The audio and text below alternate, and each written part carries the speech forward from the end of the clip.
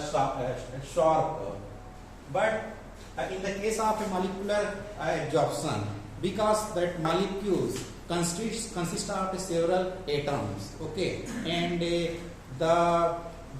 spectra of molecular absorption peak is very complex due to the presence of a different atoms that present in a molecules. So this is a we can see, and I think we have already measured the UV visible spectra of some of the complex or molecules, okay, and we have seen the broad spectrum, and the reason for a broad absorption spectra for any complex is due to the different molecular atomic orbitals, okay, and here we can see if you want to know the absorption spectrum of a single element or atom will be a very sharp line, because only one wavelength of light will pass through the element, okay, single wavelength. So here we can see 0.03 nanometer wavelength of light. Here we can see this the range for this absorption spectrum is a 25 nanometer band width.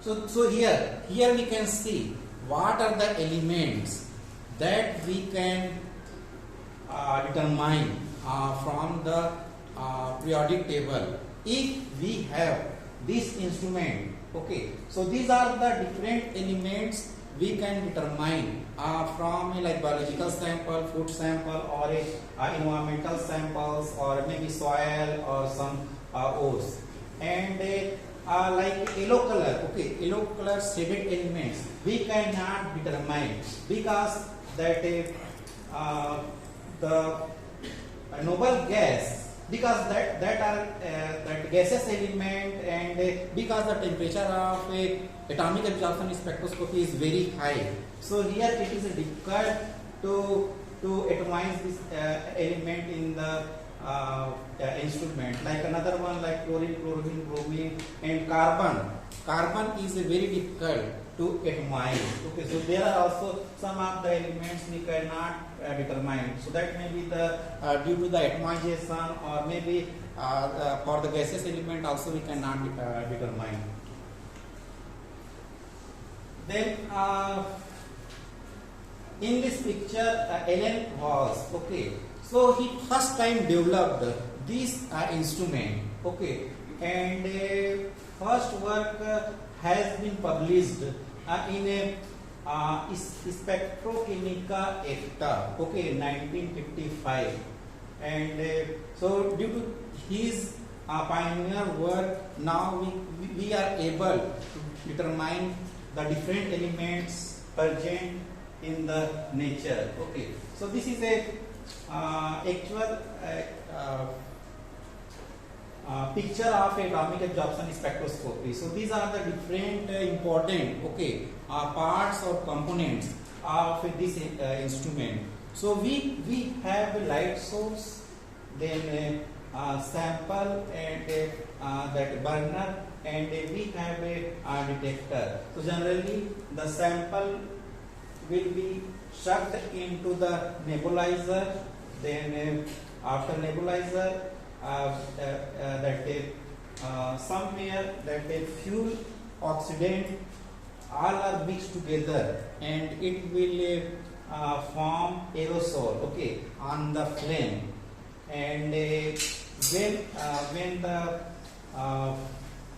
burning of that samples, or when that sample is volatile, atomized, and dried and atomized, then from here hollow cathode, somewhere hollow cathode lamp will be present here. The hollow cathode lamp will pass over the flame where the different elements, okay, were present, because from the sample, suppose if you are taking a drinking water, okay, here drinking water, and drinking water we have almost most of the elements, okay, heavy metals like zinc, nickel, copper, arsenic, cadmium. So there are several elements are there, Okay, but and here when you will give enough temperature, so here the elements, all the elements will atomize. Okay, all the elements will atomize here, but because we are passing the monochromatic light of the same element to the atomic cloud. Okay, so the particular element will absorb. Like here, if you want to determine copper from sample, so here the copper element will present in the form of a neutral atoms. Okay, neutral atom. So only copper will absorb the monochromatic light of a copper. It will not absorb the other element, because this is the selectivity of the instrument. Okay, if your atomized element absorb the other this monochromatic light, then there will be no selectivity. There is a chance of a interference, okay, of the element present in the sample. Then here we have a computer system to know the concentration or calibration. So here we have a accessories. So like for cold vapor hydride generation, okay, we have to use some accessories. So here we can see the hollow cathode lamp. Okay, hollow cathode lamp. Now, theory of atomic absorption spectroscopy. So in the previous class, or almost all the spectroscopy, this equation, Boltzmann equation. Okay, we can apply this Boltzmann equation into almost spectroscopy. Okay, because the absorption or emission of elements depends upon this Boltzmann equation. So this one is a very important equation. So N0 is a number of atoms or number of population of atoms that present in a excited state, and N0 is number of atoms that present in a ground state. And these are a constant, okay, constant, and that depend upon the energy and also temperature. So temperature is a very important parameters for a excitation or atomization of atoms in this spectroscopy. So if you want to get a better signal or better spectral line, so the number of atoms present in a ground state, okay, then so here we can say atomic absorption spectroscopy depend upon the number of atoms in the ground state. Okay, the next one, here we will see with the example for a different elements, because we know the different elements have a different atomization, okay, atomization efficiency at a particular temperature. So here we can shade, okay. So first we have different elements like cesium, sodium, calcium, zinc, okay, and if we atomize this element at a 3000 Kelvin, okay. Suppose if you are atomizing cesium at 3000 Kelvin and we are passing monochromatic light. So monochromatic light of cesium is a 852.1. So that is in the visible region, okay, visible region. And we will get the number of a population of atoms. So we have two state of atoms. So we have a ground state, then we have excited state. So if we will determine the ratio of a number of atoms in excited state divided by number of atoms in a ground state, then for the cesium it will be 7.24 into 10 to the power minus 3. Okay, this is a ratio. Okay, but so for the zinc temperature is same, but here the monochromatic light of zinc is different. Then it will be 5.58 into 10 to the power minus 10. Okay, suppose here we can again at 3000 Kelvin we have 7 cesium atoms available for emission. Okay, but we have a 10,000 cesium atoms available for absorption. So this one is very important. The number of atoms that in ground state is very important for gene. Okay, so the number of atoms is a 10 to the power 9. Okay, 10 to the power 9 atoms are available for a atomization. So that one is very important. More the number of atoms in the ground state, we will have a enhanced signal for a or sensitivity. Okay, we can say sensitivity of the determination of that element will be increased. Okay. Then principle of atomic absorption spectroscopy. Okay, so there are so first what we will do, first sample solution. Okay, sucked into the instrument. Okay, sucked into the instrument. Then there is a then through the nebulizer it will form a aerosol. Then the aerosol is introduced in the flame with a fuel gas. Okay, and in a case we will use a acetylene as a fuel gas. Then the solution is evaporated and elements are atomized, but not excited or ionized. But some of the fraction of elements will be atomized, but the elements which are in the ground state will absorb the monochromatic light. Then lamp containing the elements being analyzed is used to produce the light of the correct wavelength. Then finally the monochromatic light is passed through the atomized element, and that absorbed amount of the radiation is measured in AAS. So this is a principle of atomic absorption spectroscopy. So the in a brief, we have a sample solution mixed with the fuel oxidant to form an aerosol. Then that aerosol is introduced in the flame, and gaining a thermal energy from the flame, it will volatile, atomize, dried and atomize. Then the monochromatic light of the same element, okay, will pass through that atomized element, and that amount of light is measured, okay, in AAS.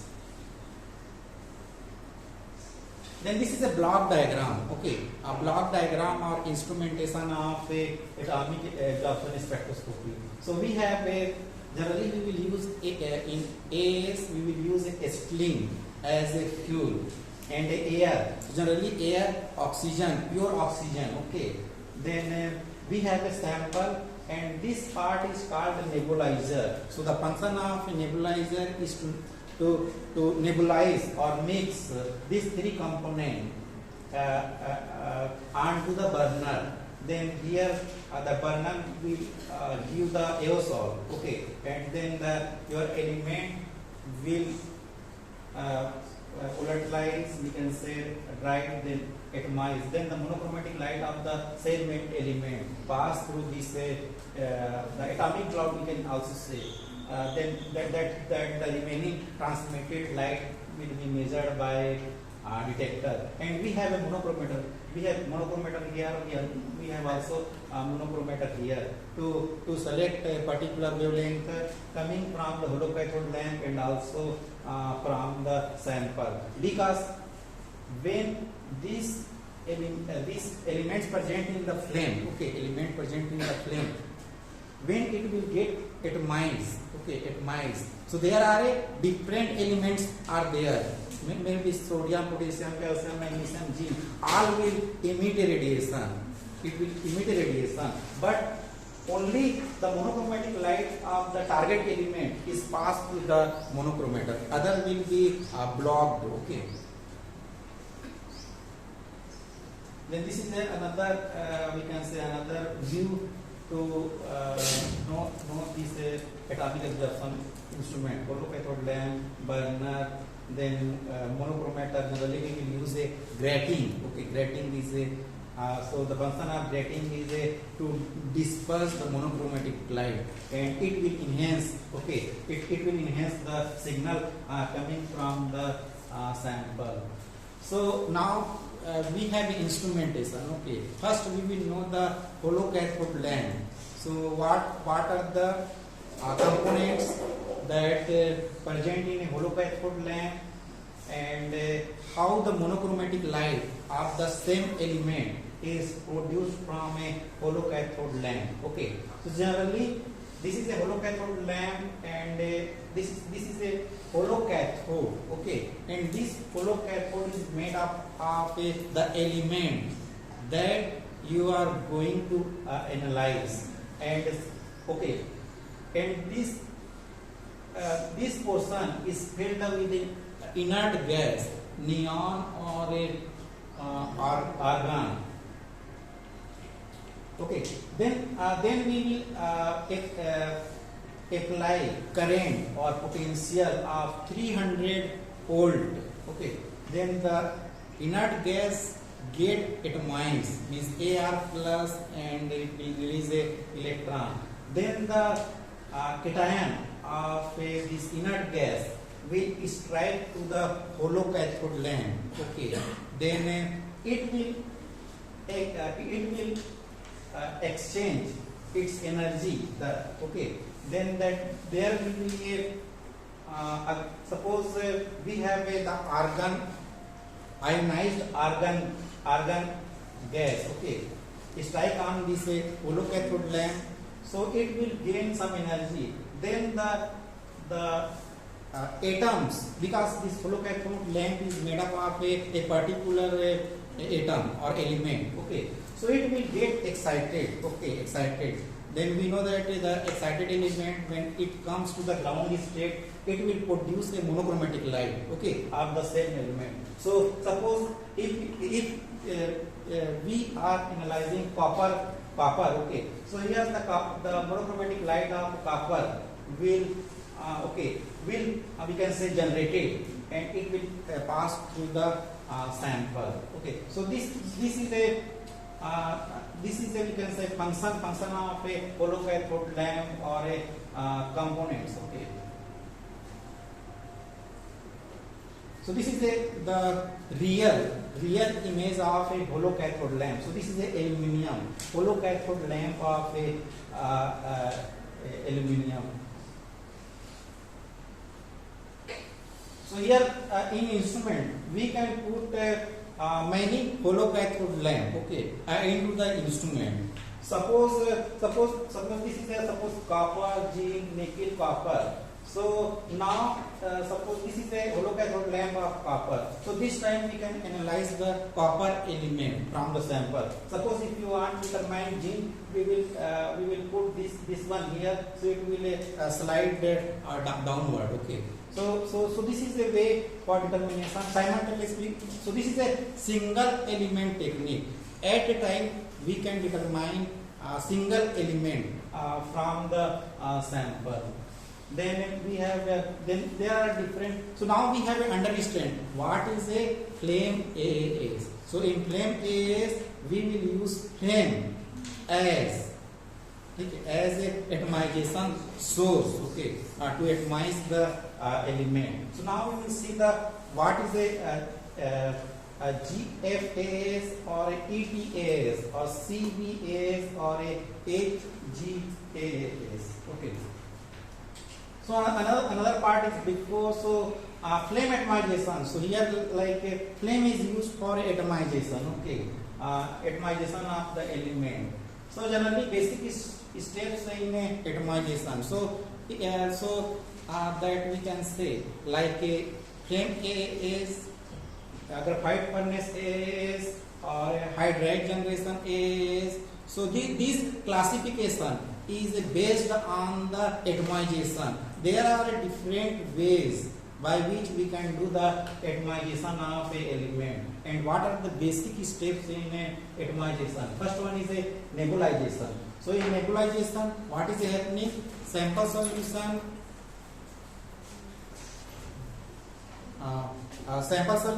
fuel and oxidant mixed together, and it will give the aerosol. So here we can see nebulization. So first it will form a spray or a aerosol.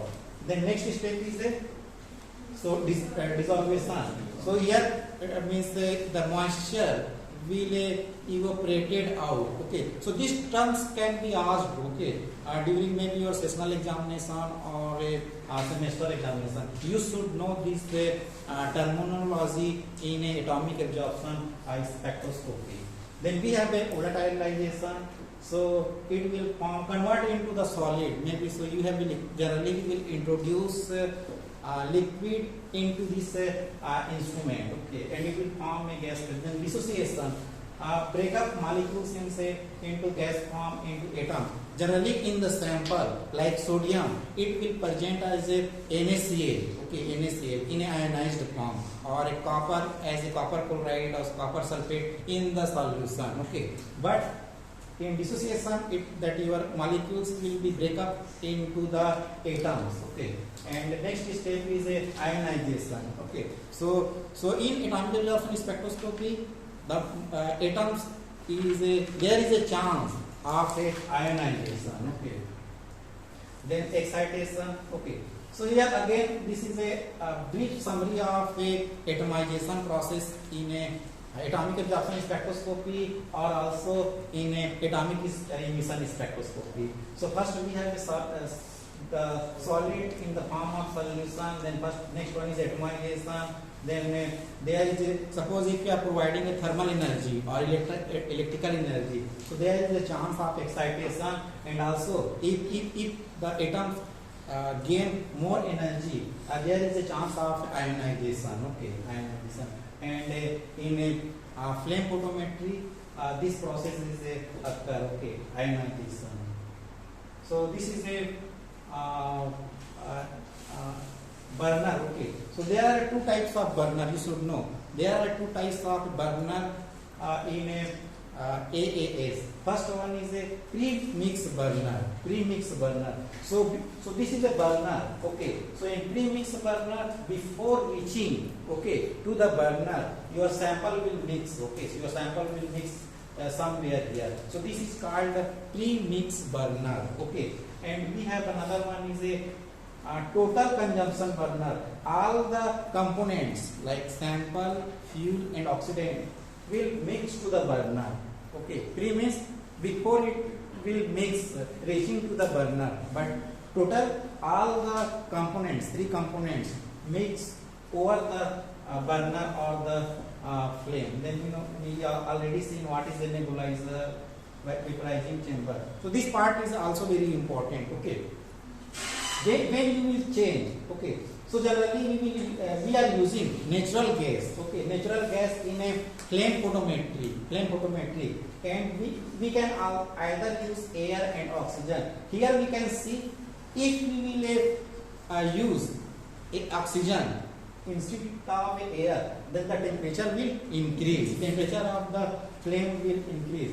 Similarly, if you will use hydrogen as a fuel, then again the temperature will increase. And generally, we will use acetylene as a fuel and oxygen as an oxidant. So here we can see the temperature is a 3500 to 3150. So in atomic absorption spectroscopy, the temperature of a flame is a 3000 3000 centigrade.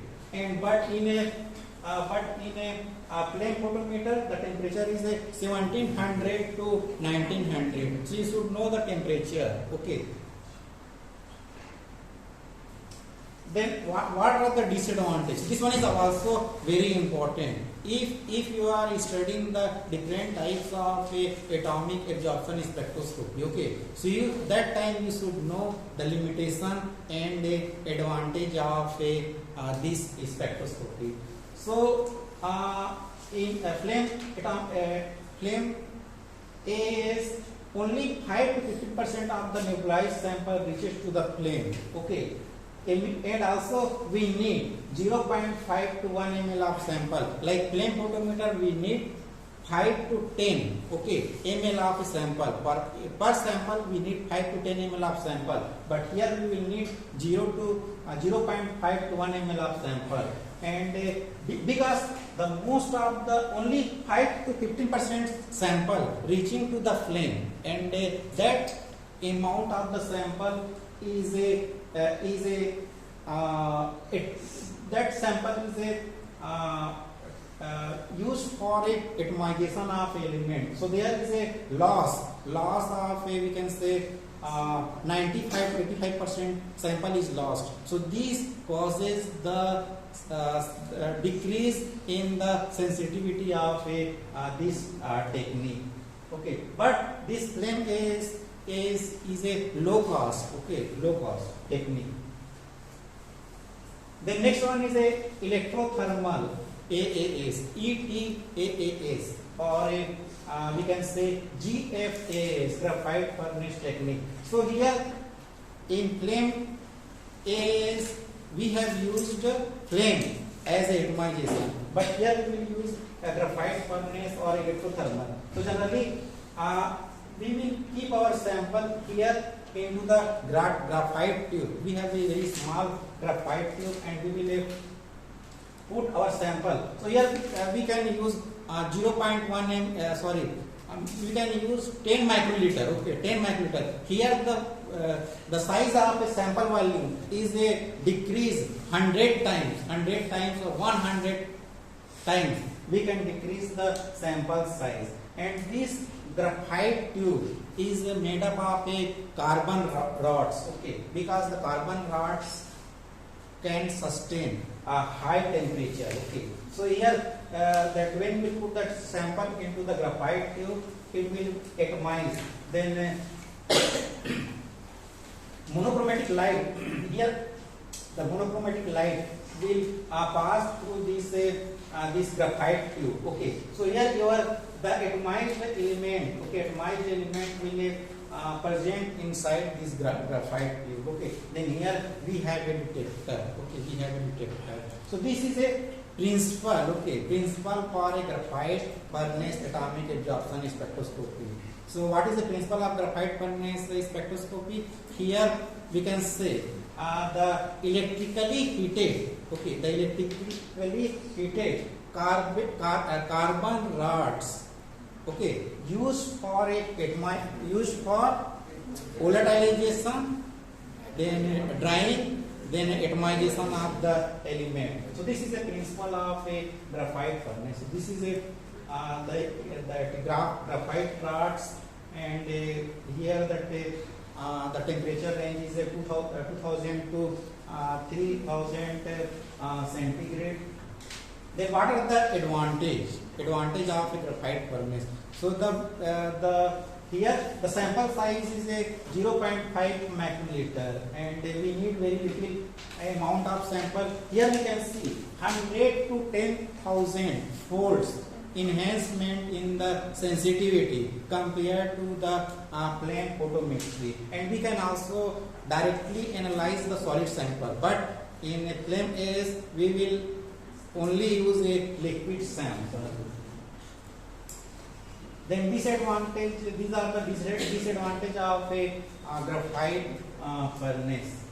The next one we have the cold vapor technique. So the cold means low temperature. Okay, low temperature. So as we know, the mercury is a highly volatile element that present in a periodic table. Okay, so because this mercury is a highly volatile element, then there is no need of flame. Okay, there is no need of a flame to atomize the element. So first what we will do, suppose this is a reaction vessel where your mercury may be present, then we will so there we have to add the reducing agent tin chloride, okay, SnCl2.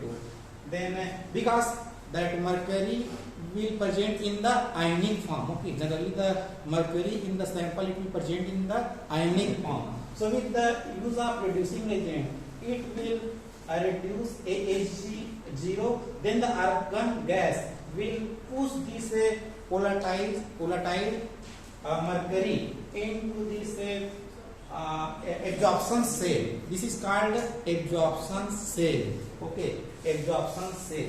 So from here the mercury will come into the absorption cell, and when it will pass the monochromatic light of mercury, and somewhere we have a detector, so it will measure the amount of mercury that present in the sample. So okay, so this is a principle of a cold vapor technique, and in cold vapor technique this is a special technique for mercury element, which is a very highly volatile. The next one is a semi-volatile element. Okay, semi-volatile element like arsenic, antimony, selenium, bismuth. Okay, so these are a semi-volatile element. Okay, so first these elements, okay, these semi-volatile elements will first there is a formation of metal hydrides. Okay, metal hydrides of this element, and how this metal hydrides will form in the presence of sodium borohydride and a concentrated HCl. So it will form this type of metal hydrides. Then here we will provide flame, because this is a semi-volatile. We have to provide some heat. Okay, and for the volatilization, drying, and atomization. Okay, then here, so this is a reaction chamber. We put sodium borohydride, HCl, and your metal. So here metal hydrides will here it will form a metal hydrides, and these metal hydrides will push to this absorption cell through passing some inert gas. Okay, then here you have a metal hydride, and there is a flame. Okay, and flame will first atomize. Okay, atomize, we can say volatile and drying and atomize. The monochromatic light will pass through. Okay, the atomized element. So this is a principle of a hydride generation atomic absorption spectroscopy. Then we have a chopper. Okay, this one is very important part. So in terminology, what is the chopper? Okay, or what is the function of chopper in a AAS? So chopper is a kept between a radiation source and we can say flame or a sample. You should know the position of a chopper. Okay, and what is the function of a chopper? Because the radiation source, we meant like a monochromatic light, holocathode lamp. So if there will be no chopper, there will be a continuous light. Okay, continuous light, or that is called steady light. Okay, or that is also called the pulsating current. Okay, so pass through the sample, and we cannot identify the light absorbed by the element. So we have to put the chopper between this holocathode lamp and a sample or a flame in order to cut the continuous light. Okay, continuous light. Okay, so this is a function of chopper. Then we have a sample and a monochromator and a detector. And here this chopper is very important. Another one is a background corrector. Okay, corrector means correct करने वाला. ठीक है, background corrector. So we will see what is the function of background corrector. So we have a monochromator, and grating can be used. Okay, grating can be used as a monochromator. And in monochromator we have different lens, entrance slit, exit slit, and reflecting grating. All together the function is to only pass the single wavelength of light. Okay, then we have a detector. So we have already know about this photomultiplier tube. Photomultiplier tubes are made up of diodes, and these diodes are a semiconductor material. Okay, semiconductor material.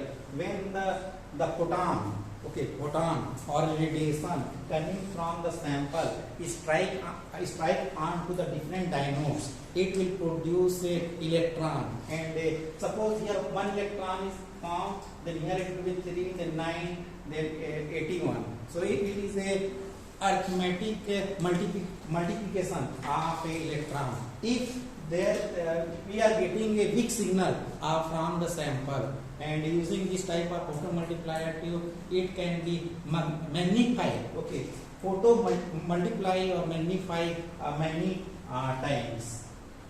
So here we can see the sensitivity and selectivity. Here we understand what is the here you see plane AS. If we will use plane AS, then the suppose we can determine 30 ppm of aluminum, and if we will use the minimum detection is a 200 ppm. Okay, 200 ppm is very large, but if we will use a electrothermal or a graphite furnace, we can see here it is more than 1000 times the sensitivity is decreased, and so these are the sensitivity, and that is a flame flame photometry or flame emission technique, ICP technique. So we will in a coming lecture we will see what is a ICP, AAS or AES. Okay, so these are the detection limit of different elements. Okay,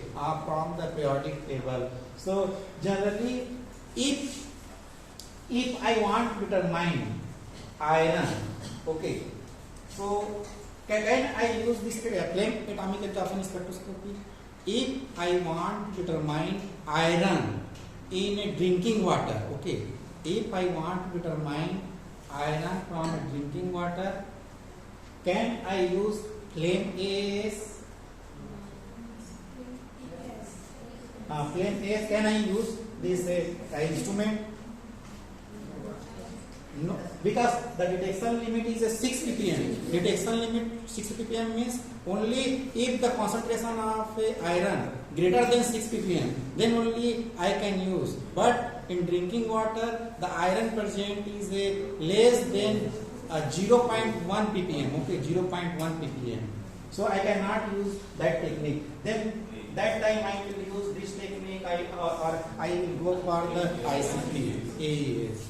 Okay, so this technique, flame AS technique, is a good for the analysis of the elements concentration is very high. So in soil the element concentration is very high. In soil the iron present is around 6000 ppm. In soil the iron present is a 6000 ppm. Then that time I can use this instrument. So these are the utility of this instrument in a different application for different samples. Then so these are the application finally. Okay. So finally, where this atomic absorption spectroscopy can be applied. So we know these elements. Like first one is water analysis. So these elements like calcium, magnesium, iron, aluminium are present. Like food analysis, so in food the minerals present is very important, like copper, nickel, zinc, chromium, and also the analysis of samples. Okay, the next one is a calibration curve. So we have already in the practical we have seen how to draw the calibration curve. Okay, if you want to determine the amount of any element in a sample, first we have to draw a calibration curve, and using that calibration curve we can determine the concentration of a element present in a sample. So this is a calibration curve, and we will generally take 5 minimum 5 calibration standard points. Okay, and based on that one we will draw a calibration curve, and we will get a y equal to mx plus c. If we know the absorbance of your sample, we can determine the concentration x from the sample. So here similar that the Beer's law can be used. Okay, then so then again these are the application of a graphite furnace. So we can analyze this type of samples. Okay, so you can use this technique where the elements are present. You can use any samples, but for the solid sample you have to digest in a sheet. Okay, minerals. Okay. So we know that essential minerals, we are taking the foods. Okay, the first function of taking food is to obtain energy. Okay, energy. Then next followed by the minerals. Okay, so we know the importance of minerals in our body, that will balance our metabolic process. Okay, several metabolic enzymatic process are very important, and also taking different types of foods. So there is a particular requirement of minerals per day. We need like a 5 milligram or 10 milligram of iron per day, okay, from the different foods. If you will not get a proper recommended value of minerals from the food, okay, so maybe we will be deficient, and there will be a cause of several disease related to this type of different minerals. Okay, and another one is we can use the determination of different elements. Okay, so like you know that World Health Organization, Bureau of Indian Standard, they have gave a different tolerance limit value. Suppose that in drinking water the arsenic presence is greater than 0.05, it is toxic, okay, for your health. And iron you can also see. We need 0.3 ppm, and somewhere I think the iron concentration is very high. But you should aware that a concentration of that iron should not be greater than a 0.5. So there are different elements, and we have a tolerance limit value. If you will take these metal ions or elements more than this tolerance limit, so that will be harmful for your health. Okay. Then we have also the importance of minerals. Okay, minerals in a blood sample. So these are the different concentration of minerals that should be present in your blood. Otherwise, you have a health issues. Okay. And another one is a fertilizer in soil. We can also use this technique for determination of different elements from a fertilizer or from the soil, because in a village side or farmers are uneducated, okay, and they are putting blindly without any monitoring of this element in a soil. Okay, so the excess of this element, putting these elements into the soil, will cause side effect. Okay, so we should, I think, analyze the soil before applying a fertilizer to the soil. Okay, then minerals. So we know that different pores composition having different types of composition of different elements, and their composition can be analyzed using this atomic absorption spectroscopy. So this is we can say recent application. Okay, recent application of this age. So we have this is one of research paper. We have determined copper. Okay, copper from cereals and vegetables. So we have developed this technique for using this instrument, because we know that flame AS is a less sensitive technique. So we have enhanced the sensitivity by providing a liquid micro extraction. We know the solvent extraction, because solvent extraction, the function of solvent extraction is to enhance the concentration of element, and also remove the interference. Okay, remove the interference or purify your element. So this is another selenium we have determined, and you know the impact factor. Now I think this year you people have started project work. You should know the importance of a impact factor. So the impact factor of both paper is around more than 10. Okay, 10. And I think we have a citation of that copper that I think we have more than 100 times cited in that paper. So this is about principle, theory, and instrumentation, and finally application of this technique. Thank you.